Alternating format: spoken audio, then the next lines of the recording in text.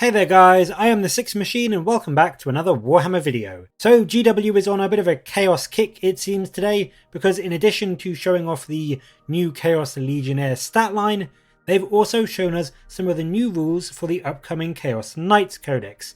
And it seems to be their version of the Chapter Command, Captain Commander upgrade system that you pay points for, much like we've seen in all the other 9th edition codexes. For the Chaos Knights, this system is called the Favour of the Dark Gods, and these can be granted to any knight in your army, from the small War Dog chassis all the way up to the enormous Tyrant class, and they each grant a special rule to the unit you give it to, but in addition to that, there is also a unique tally ability associated with each favour that you give, and this tally is built up based on the number of kills you make, and when you reach a certain number, you get an extra bonus on top. Now, as you can see, this appears to be set at 5, 10 and 15 kills for the specific knight types, and I'm presuming this is models, not units, because, well, killing 15 units in a single game is pretty much impossible, to be honest. 5 for the War Dogs seems a little bit too easy to reach for me, but I guess we'll have to wait and see what the actual codex says itself, whether there's any other limitations or anything like that that make it a bit easier or trickier to do for certain knights. But onto the favours themselves, they show off 3. The first one, the Khorne specific Blood Shield, grants your knight the Khorne keyword, and if you use it on a Knight Abominant, the new Psyker Knight, it loses the Psyker keyword and the ability to cast powers, but to balance that out, it gains +1 weapon skill and +1 attack, which is a pretty tasty bonus if you want to run the Knight Abominant but you aren't that fussed about using all the psychic trickery. The main ability with this favour though is that once per battle at the start of the fight phase you can activate the Blood Shield, and then until the end of that phase both you and your opponent lose their invulnerable saves against melee attacks. So if you have just charged into Guilliman or a load of Storm Shield Terminators or Custodes or Harlequins, this will just allow you to massacre them before they can even get a swing back into you. It does obviously make you a bit vulnerable if they do get to hit back, of course, but if you use this on a turn that you have charged, hopefully you can kill whatever you're fighting against before they can get a chance to do any damage back to you. The favoured ability, which you get when you reach the required kill tally, means that you can activate this ability 1 additional time, letting you turn off the Invuln save of potentially 2 key units across the course of the battle, which is a really good ability. The turning off Invulns is a very, very powerful ability. Being able to do it once a game is really good. Potentially being able to do it twice could very well swing the game in your favour. Slaanesh also gets a favoured ability, the Subjugator Machine Spirit.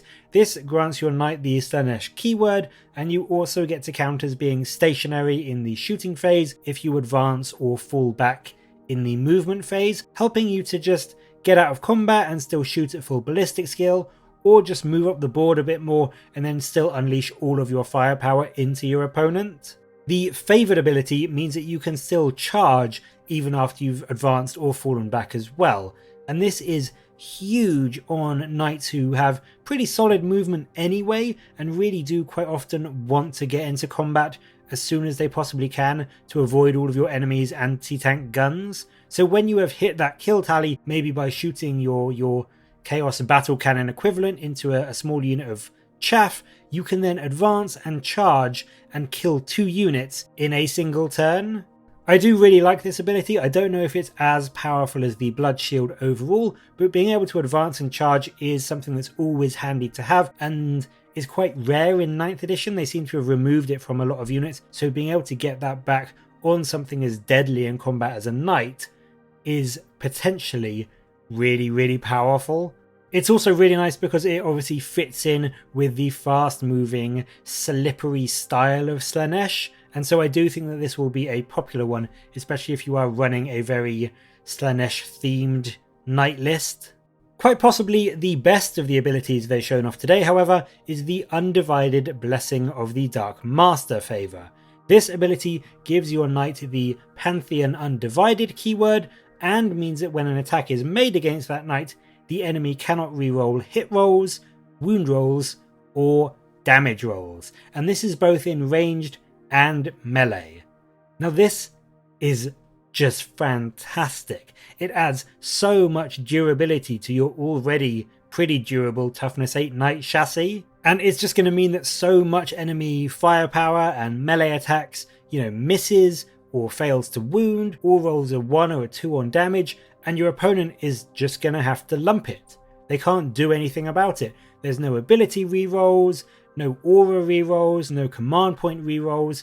This is an incredibly powerful ability for a knight, and will make your knight nigh on unkillable throughout the course of the game. But then, just when you thought it couldn't get any better, it does get even better, because the favoured ability of this boosts it even more by making it so that hit rolls of 1 to 3 against your knight always fail. Not outside a certain distance like the Harlequins, not in melee only like the Custodes. All of your enemy's attacks can never hit your knight on less than a 4+. So alongside the no rerolls, this is just going to destroy the ability of armies like Marines and Eldar and Custodes and even the Tau. It's going to completely destroy their ability to actually get any hits onto your knight and do any damage to it. I think for me, this is by far the best ability they've shown off. It's just so unbelievably powerful to make your knights as durable as they possibly can be. And I'll be honest with you, I can't think of another ability that they may have not shown off yet that could be better than this. This is just so unbelievably strong to be able to put onto a knight. But there we go.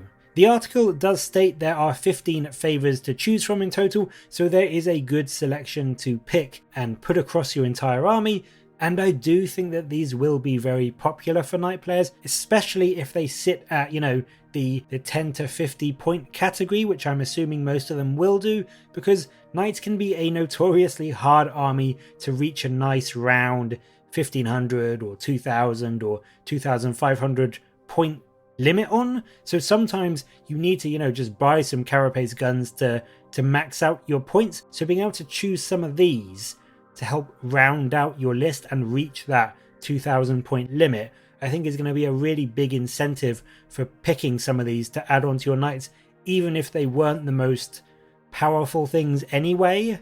But I mean, if the rest of them are as strong as some of the ones they've shown off today, then realistically I do think that you will be taking at least 2 or 3 of these in every single game. But what do you think of these favours? And do you think there will be any better than the Blessings of the Dark Master? Let me know in the comments below, and as always, thank you very much for watching. Please do like and subscribe for more Warhammer content from me. But until next time, I will catch you later, guys.